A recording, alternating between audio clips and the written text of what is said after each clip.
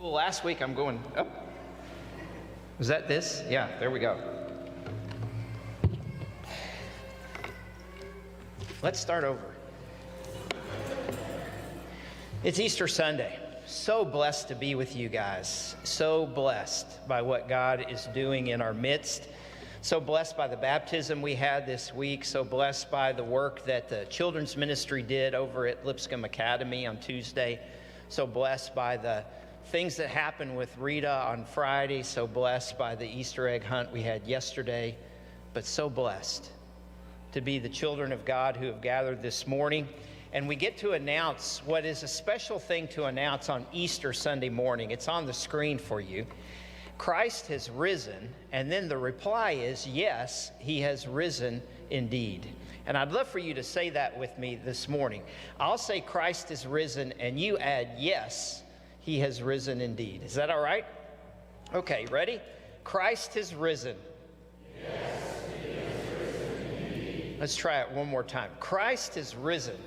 Yes, he has risen indeed. And I hope by the time we're done this morning, you'll have thought through what those words can mean, not just for this moment, but for the moments that will pass after it throughout this week. You remember last week we had a very heavy message where we talked about the fight that's happening in our world between good and evil. And it really hit home for us as a community a week ago Monday with the events that happened at Covenant School. And it reminded us that we live in a fallen world. We're reminded that Satan is the prince of this world and that difficult times lie ahead for us. That he is the father of lies, and he tells us lies about God, he tells us lies about ourselves, and he tells us lies about what makes for the good life. And it's not just that we believe these lies, but that we begin to live in these lies. And that is the world that we live in today. But the reason that Friday gets called Good Friday is because it's the day where good ultimately triumphed over evil at the cross. And so we realize that we're living in this moment where God has announced that he is victorious, and we need to understand that. This morning, I want to take you to the events that unfolded since then, on that Friday and then into Sunday, and remind you of this gospel story that really shapes the way we look at the world. It begins in the Garden of Gethsemane. And if you travel there on the night Jesus was betrayed, you might remember that after breaking bread together, they went to the Garden of Gethsemane, and Jesus asked his disciples to watch and to pray that they might not fall into temptation. To pray with him. The spirit is willing, but the body is weak. Jesus took the three, Peter, James, and John, with him a little farther, and he said, "My soul is agonizing to the point of death. Please pray with me." And he went a little further, and he began to pray. And as he prayed, sweat poured out of him like drops of blood as he began to talk to God about what was about to unfold. Because what he knew was happening was that God was asking him to drink a cup. And he kept saying, "If it's possible, let this cup pass from me." What was in the cup was all the evil, all the sin, all the contamination of this world. Jesus was taking it into himself. And he asked God, could there not be any other way?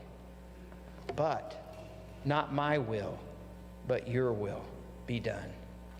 And you might remember on 3 occasions, Jesus prayed this prayer, and on 3 occasions, he came back to his apostles and found them sleeping. Could you not watch and pray for a single hour? And then about that moment, Judas and the soldiers appeared, and Jesus was betrayed with a kiss. Jesus asked, "What will you do with the rest of my disciples? Let them go." And they scattered. Peter grabbed a sword, cut off the Malchus' ear. Jesus healed it back and said, "Put the sword away. Those who live by a sword die by a sword. This is not a battle about swords. This is a battle where prayer was your best weapon. And so Jesus was escorted from the Garden of Gethsemane, chained and bound, and taken to Caiaphas, the high priest. It was there that Jesus was placed in a kangaroo court. It was all rigged. It happened at night, not during the daytime. False witnesses were drawn. Jesus was struck. People made fun of him and insulted him, all things that violated the code of conduct in a law court. But it was the high priest who said, "It is expedient that one would die on behalf of all the people." And so they bound Jesus and sent him away to Pilate to be executed. And Jesus was taken to the fortress of Antonia. And here inside, he met with Pilate. And as they talked, Pilate asked him questions about truth. And Jesus talked to him about lies and about the prince of lies and the father of lies and how all truth was in him. And Pilate was like, what even is the truth? By the time he was done talking to Jesus, he wanted to wash his hands and let Jesus go. I find no fault in him. But the people began to cry out, "If you let this one go, you are no friend of Caesar. For he opposes Caesar, he claims to be a king. Caesar's dominion." And with that, he talked to Jesus again. "Are you truly a king? Are you asking, or is someone else?" "It is as you say." From that point on, Pilate wanted to let him go, but the people kept crying out to crucify him. Pilate said, "Well, how about this? How about I give you Jesus as the one I'll set free? Because it's that time of year where I set one prisoner free." And they began to cry out, "Barabbas, set free Barabbas, the insurrectionist. What about Jesus? Crucify him, crucify him." And with that, Jesus was taken here and he was whipped. He was taken here and they played a game with him. They put a crown of thorns upon his head and a robe upon him and pretended he was a king and struck him and made all kinds of jokes at his expense. And then they made him carry his cross on the Via Dolorosa, the way of the cross. As he was traveling along, Jesus fell, and a soldier thrust a spear into the face of a man from Cyrene named Simon and said, "You pick up the cross and carry it for him." And so Simon carried the cross to Calvary, Golgotha, the place of the skull. And there Jesus was executed between two thieves, just as Isaiah had prophesied 700 years before. There was a sign that hung there. Pilate had it written. It was written in Aramaic and in Latin and in Greek, and it said, "The King of the Jews." And Pilate announced, "What I have written, I have written." Jesus hung on the cross from 9 in the morning until 3 in the afternoon. And if you listen closely, you heard him speak 7 times. You heard him say, "Father, forgive them, for they know not what they do." To a thief, he said, "Today you will be with me in paradise." To his mother, he said, "Woman, behold your son," and looked at John.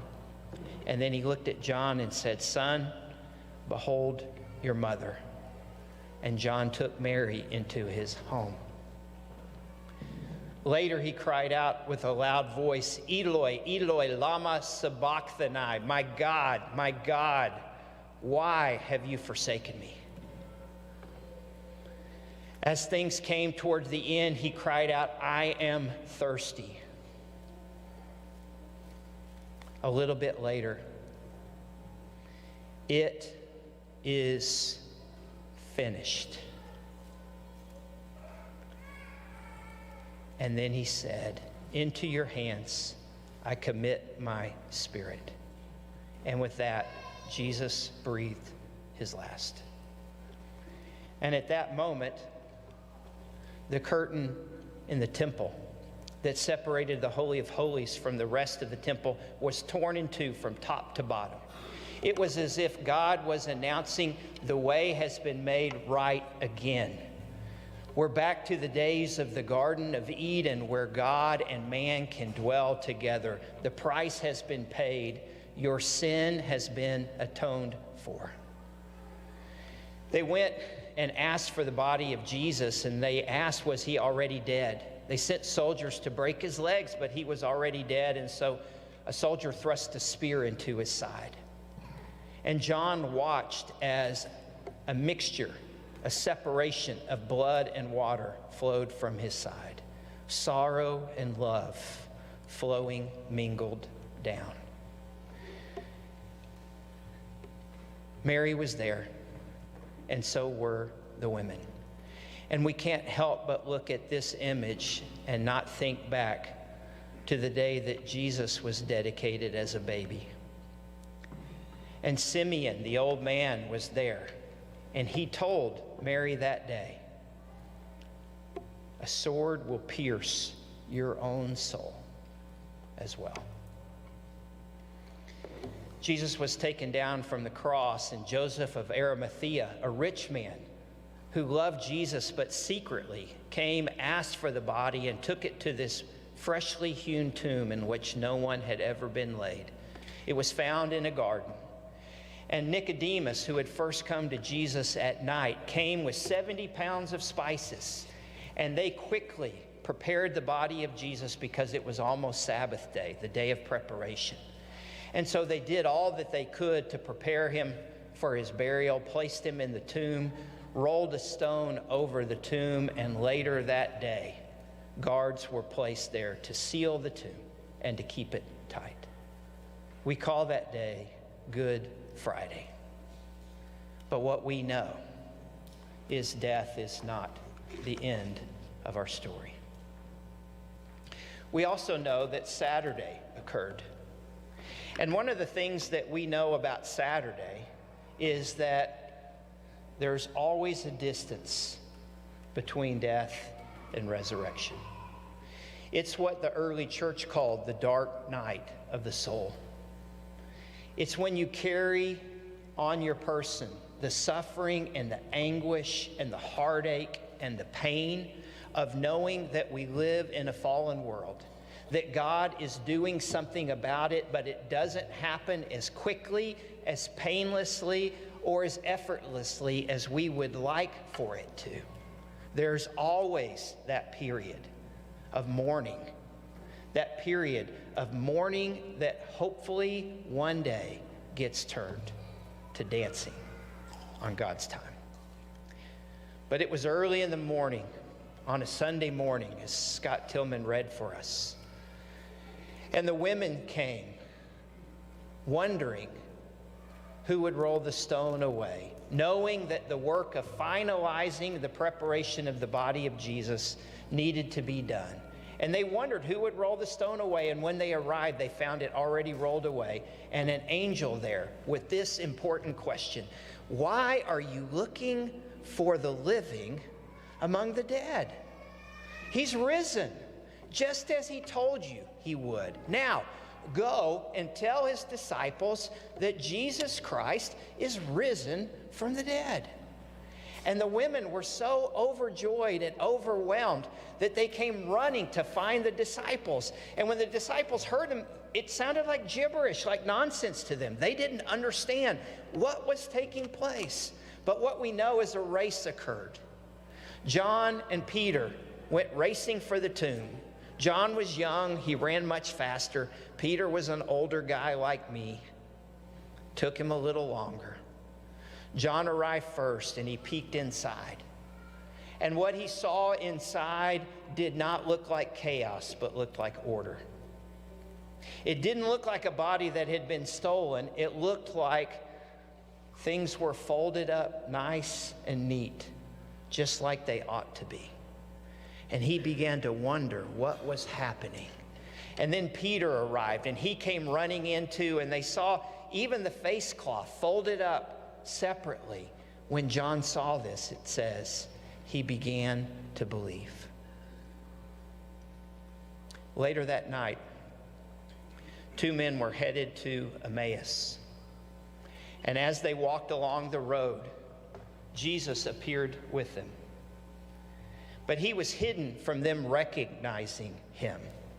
And so he did what every good Jewish man would do when he joined a walking party. He wanted to know, what is it that we're talking about? And the two looked at him like he was nuts and said, are you the only person in Jerusalem that doesn't know what's happened? It's what everybody's talking about. And Jesus said, well, tell me about it. What is this that you're discussing? Tell me a little bit more. And they said, well, we're talking about Jesus of Nazareth. He was a prophet, powerful in word and in deed before God and the people.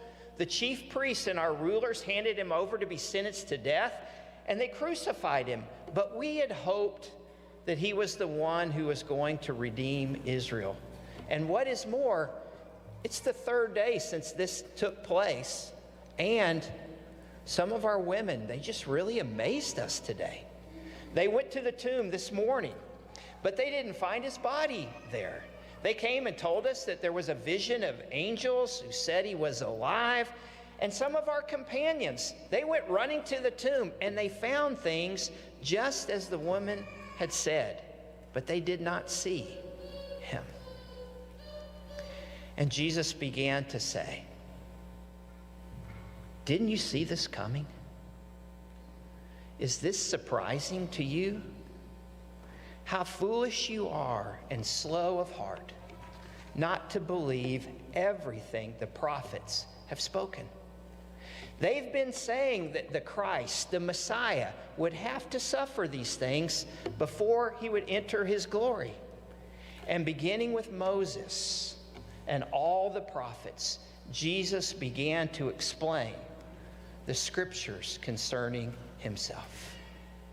And what I think Jesus wanted to explain to his followers was that God was taking story after story after story after story that they knew so well and was stacking them on top of each other, one after the other, saying, notice this, notice that, look what God is doing.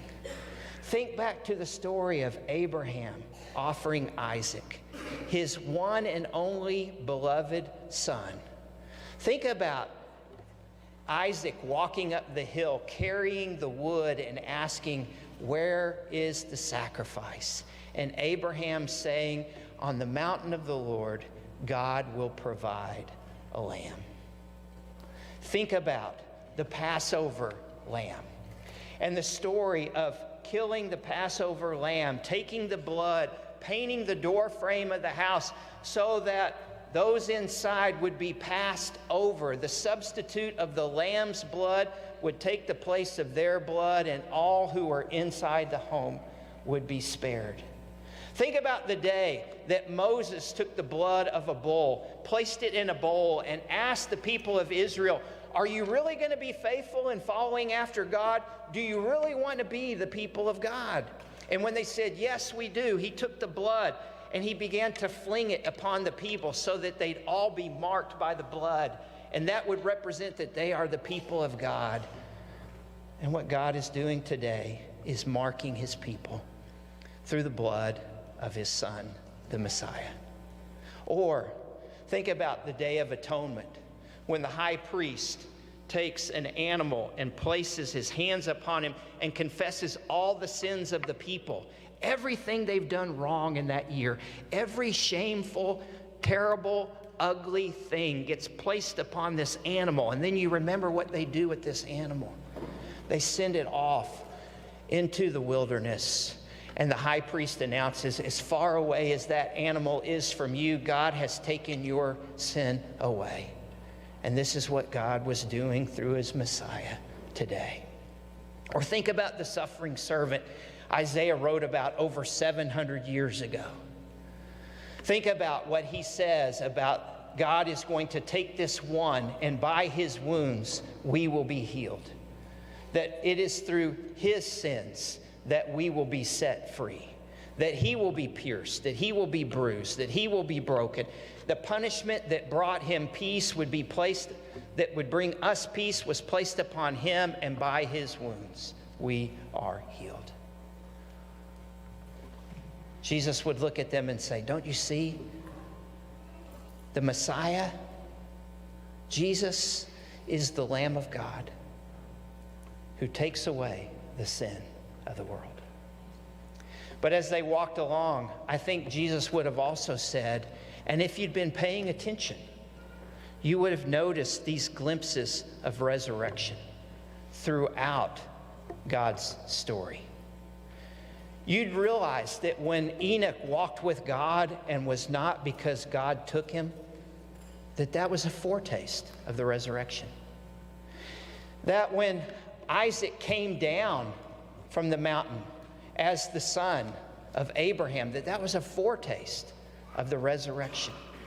That when the children of Israel passed through the Red Sea on dry land and that they weren't killed but Pharaoh's army was, that was a foretaste of God's resurrection. And when the people cried out because they had been bitten by evil snakes in the midst of the wilderness, and they turned their eyes toward the bronze serpent in the middle of the camp and they were healed, that was a foretaste of the resurrection.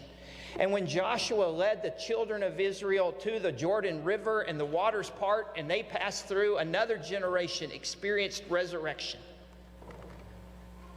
And then there's Shadrach, Meshach, and Abednego, who were thrown into a fiery furnace, and the Son of Man meets them inside, protects them, ushers them out. That was a foretaste of resurrection. Or when Daniel was thrown into the lion's den, and the cave was placed with a stone over the entrance, and he lived in there overnight, and the next morning when the king came to check on him and the stone was rolled away, they discovered inside that Daniel was alive. That was a foretaste of resurrection. Or when Elijah went up to the heavens in a fiery chariot, that was a foretaste of resurrection. Or you remember when Elisha was buried, and years later another was going to be buried, and some renegades came to trap the party that was doing the burial, and they just threw this body into the tomb with Elisha, and when the body touched his bones, he was alive again. That was a foretaste of resurrection. Or when Ezekiel was led to the valley of dry bones and was asked this question, Son of man, will these bones live again? Only you know, Lord. Only you know. Prophesy to these bones. Tell these bones to live. And so I prophesied to these bones, and bone connected with bone, and the rattling began to happen in the valley. And then God said, prophesy to the flesh. And so I prophesied to the flesh, and sinew and bone and flesh began to come together again. And then I heard him say, and prophesy to the breath, that the breath might come back into these. And so I prophesied to the breath, and the breath came and filled these bones, and they stood up again as a vast army. That was a foretaste, a glimpse of the resurrection. Even in Isaiah 53, the suffering servant, if you're paying attention, look in verse 11. There was a glimpse of the resurrection even there. After the anguish of his soul, he will see the light of life and be satisfied.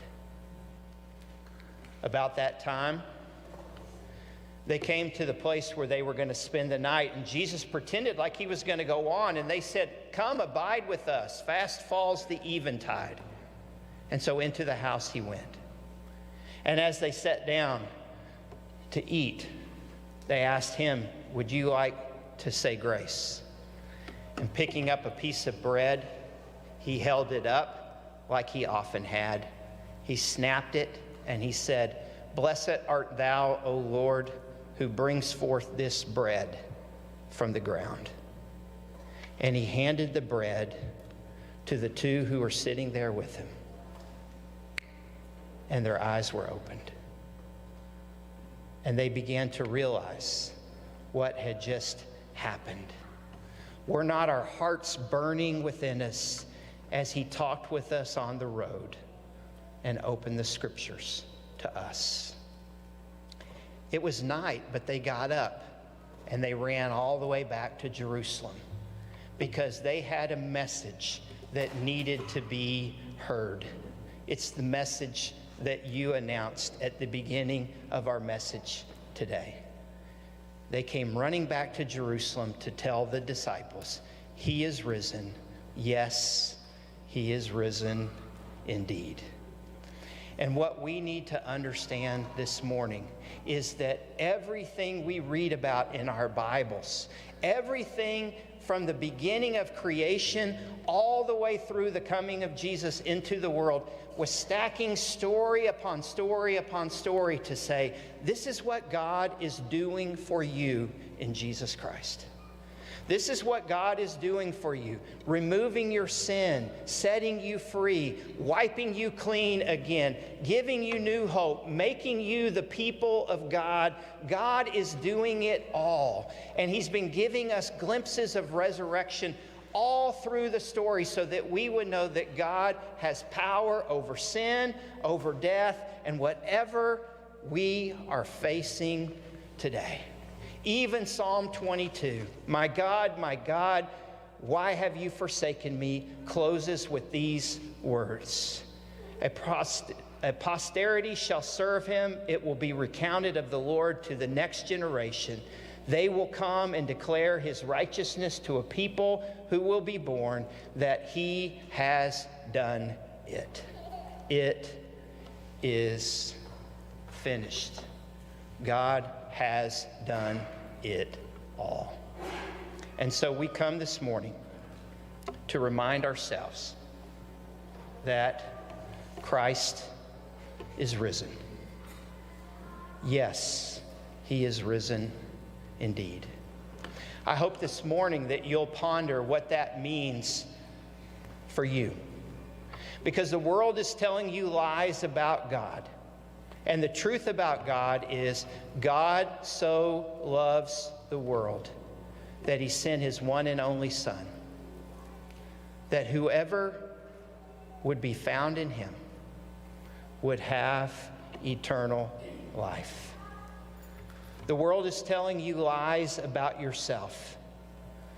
Some of these lies is that you're filled with shame and that you'll never be any good, that you'll never matter, that your life will never have meaning.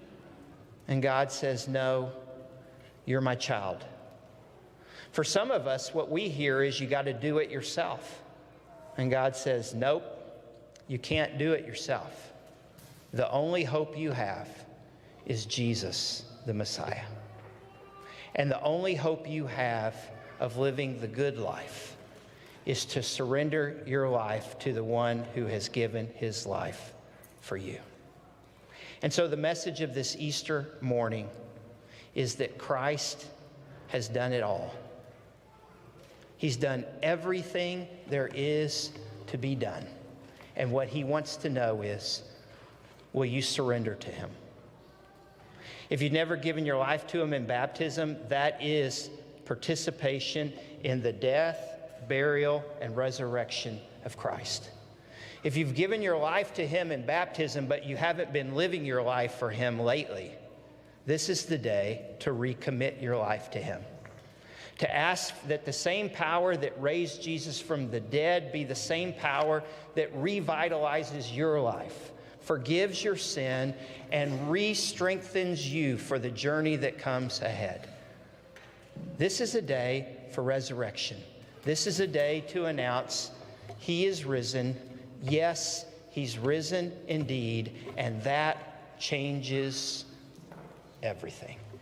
If you're subject to the call of Christ in any way, we encourage you to come to the front as we stand and sing together.